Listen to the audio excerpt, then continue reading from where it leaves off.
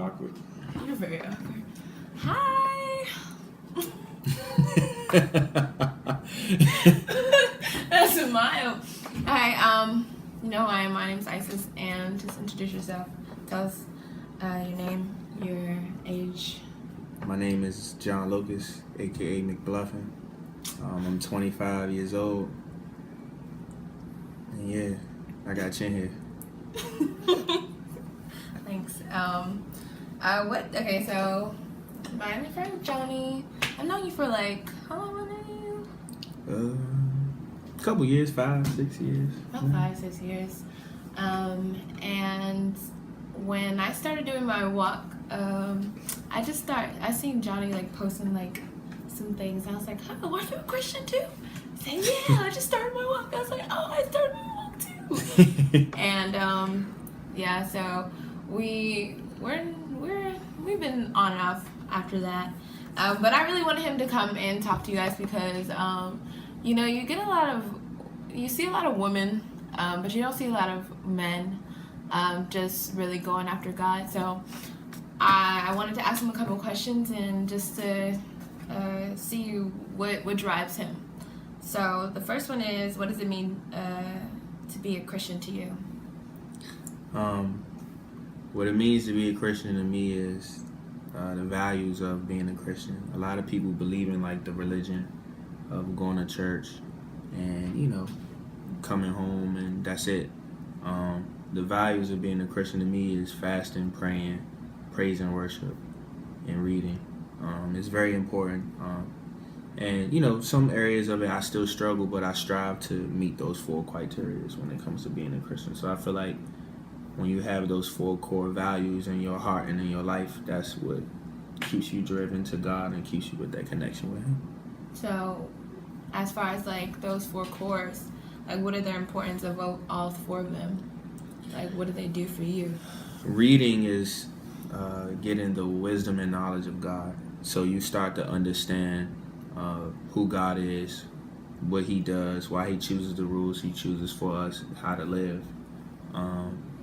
The whole praise and worship part is honoring God, because when He gives you a blessing, just like when somebody says thank you so much, to you want to feel appreciated when somebody says thank you. So when you give God the glory for what He does, He just continues to bless you and just look after you because you appreciate Him. The whole praying is really just molding you and keeping you focused and on track, because as a Christian, it's easy to lose focus. Easy. It's especially for a male as me. If a female walk past me with a big butt, I'ma look. I'm gonna be honest, I'ma look. But with prayer and focusing, no matter if you look, it's about being patient and waiting for the right one to come. And fasting is the most toughest part, because that's the molding part. You know what I'm saying? That's the part where you're really determined to make a decision so you can see something in light in your life. Fasting is something all right, God, I sacrifice food or I sacrifice TV just so I can see this manifest, because I'm serious about it. I want it to really happen. I want it to happen now. So this is what I'm sacrificing so it can happen. I like that. Okay. As a young adult, do you find yourself being isolated from just deciding to walk with Christ? Do you feel isolated at any time? And how do you deal with that? Yeah. It's tough because with the walk of Christ, it's just you and God, so you feel alone a lot all the time. Especially with friends you walked with. Some friends you just won't be able to walk with anymore, and a lot of them won't understand.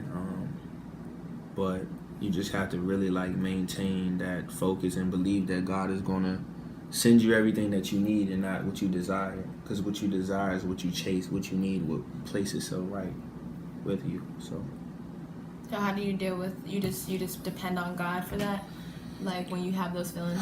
Yeah. As hard as it's to say, yeah, but it's really hard because it's not I'm looking at God right then and there. Yeah. He's in the presence of me spiritually, but in the natural I can't see Him, so it's I can't just turn around and be God, what you doing, man? I just want this. I just gotta stay focused in prayer. God, I believe what you're gonna do. I try to just keep myself positive and do things that I love doing so it can keep me molded. Yeah. Okay. Why do you think there are not a lot of men in our generation going after God? Fear. Fear is a big thing. With the men, they're afraid to like lose like the qualities of them and like what they had, what they gained, because men grow up, they are go-getters. You know what I'm saying? Your father raised you like, son, when you get a family, you gotta make money, you gotta get a house, you gotta get this and that. You gotta. So you grow up like, all right, I gotta go get it then. And then when you're relying on God, you like, dang, I want to get that so bad, but I'm not sure if that's the right thing to do. I'm not sure if this is like the right walk or this the right move. So with men, it's that pride that they're dealing with, and that's what I believe is definitely like not a lot of men that's in the walk of Christ. So what drove you to fight those fears, to do this walk with God? I just got tired of fighting myself, emotionally, just because of the simple fact of like all my life I always did what I wanted to do, all the time, just running. I mean, I'm not that old, but you know what I'm saying? Like, I just feel like from the teenager stage of 18 to 24, I was just like doing whatever I felt, and I always felt empty. I didn't feel filled. I didn't feel like I didn't accomplish anything, and I was like, this sucks. And I was like, all right, God, I'm gonna take you seriously. What can you give me that I haven't gave myself already? And He gave me so much so fast. I'm like, oh, that's what you meant. Yeah. Got you. So, how long have you been doing this walk with God? Well, all my life I've been raised in the church, but taking a serious walk with God, probably like 8 months. Like a serious walk of like not turning around, like not making no solid moves, just standing in prayer, staying focused. And do you feel like that emptiness going away, that non-existent? Yeah, most definitely. Like a lot of things that like I was holding in for so long, I thought it was gone. Like God was bringing it up out of me. Like, nah, you gotta let that go. You gotta get rid of that, cause it's a lot of mess that I'm holding in. For when I was walking, like when stuff would bother me, I would just always hold it to myself. Now I'm sharing it with others that believe too and helping each other, encouraging each other. So. Okay. Why do you feel like you were called by God? Man, He was showing me so many signs for so long. He showed me signs at a young age. I was avoiding God for a minute. It was a point in time where I wasn't even believing in God, because of what He wanted me to do. So I just ran from it, but I finally surrendered after a while. What do you feel like He's calling you to do? Calling me to do right now? He's calling me to reach out to a lot of people my age and younger. For example, how you said you saw me and it was like, whoa, another Christian. Like that's all my life. That's always been happening to me. I've had so many friends like of all type of races, and like people all the time are asking me like, are you serious? Like, what are you really doing? Like, why do you believe in this person? I'll just tell them straight up, and they're like, okay. And later on, they'll ask me something else. So just reaching out to the youth is like one of my callings. Like. Okay, so describe your life BC. That's before Christ. My life before Christ? Yeah. Wow. Ladies man. Ladies man. Yeah. What you mean by that? I mean, ladies man. I'm gonna just leave it like that. Ladies man. Anything else? Just a ladies man.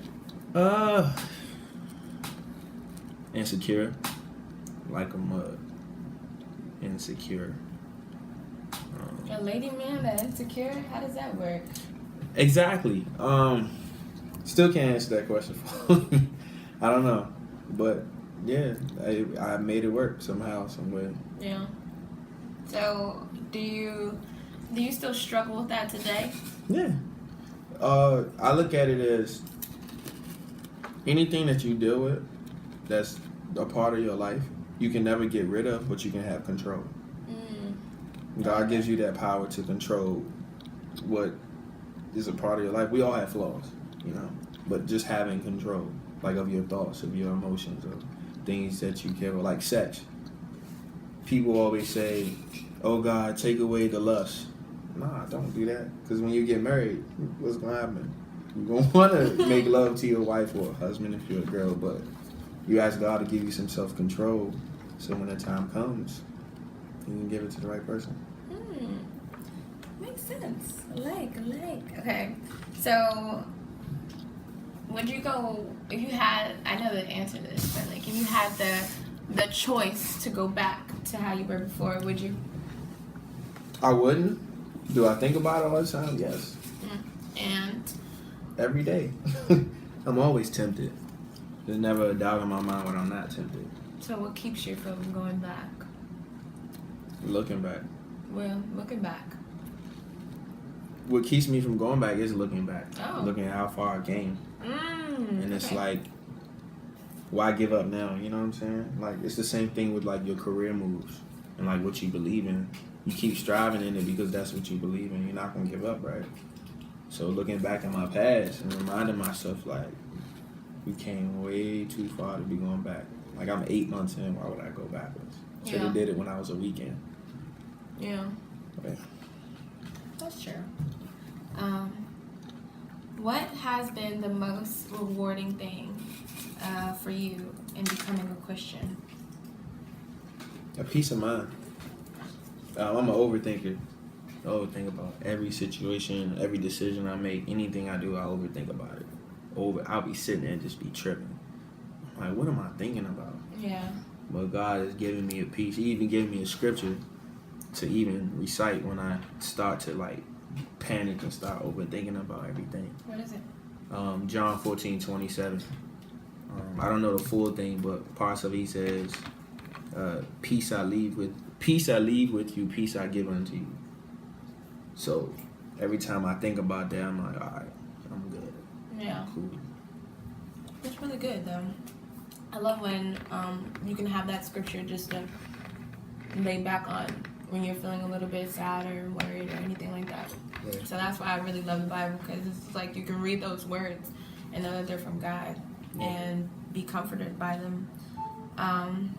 So, what about women? Ladies, man, what has been your new outlook on women? My new outlook on women. Wow. I don't know how to answer this. I mean, a strategy that I try to keep myself humble about when I see a nice looking young lady, or like she just got everything is look but don't touch. You know what I mean? Like you can admire it but don't lust after it. Another one of my Christian friends, shout out to Andre, he told me that look once, don't look twice, because when you second look at it, that's when you get tempted. You look, you can admire it. Second time you look, you like, man, Yeah. men out there, you know what I'm talking about. So I just try to, admire, like, it's a nice long game, and just keep it moving and just think about, like, what I got going on right now. I got too much going on to be having a significant other that can ruin me at that moment. So, but you do know that, like, you feel like you're going to get married one day? Oh, most definitely. Most definitely. I want a huge family. How many? 6. 6 kids? I want 6 kids. I want a big family. You know what? You'll get a big family. 6 kids is a lot of kids. Yeah. To be popping out of a woman. And I pray it's all by the same woman.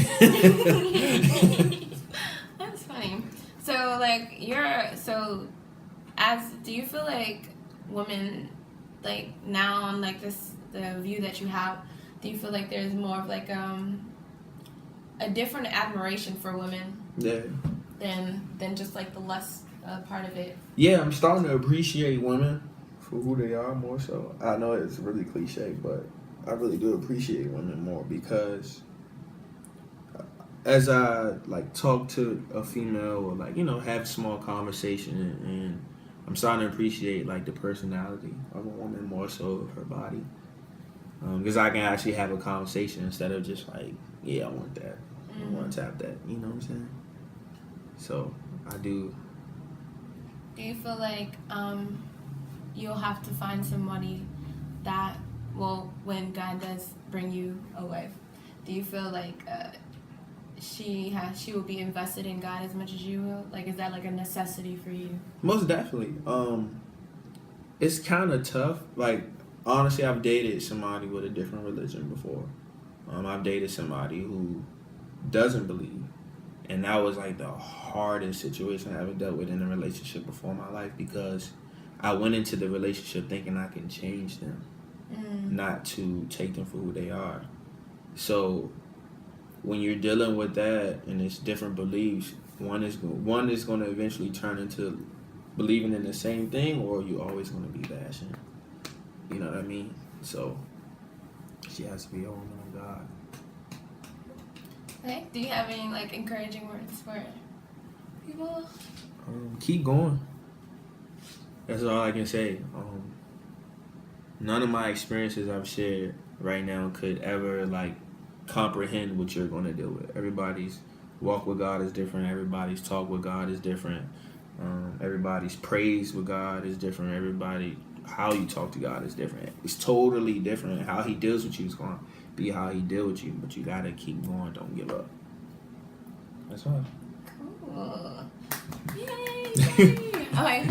So, you guys don't know this, but my friend Johnny is like a master lyricist. So, he's going to share his, like, one of his raps with us. So, love to hear it. Anytime you're ready. No pressure.